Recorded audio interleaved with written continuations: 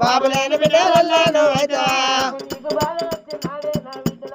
నీకు బాగా నా బిడ్డలా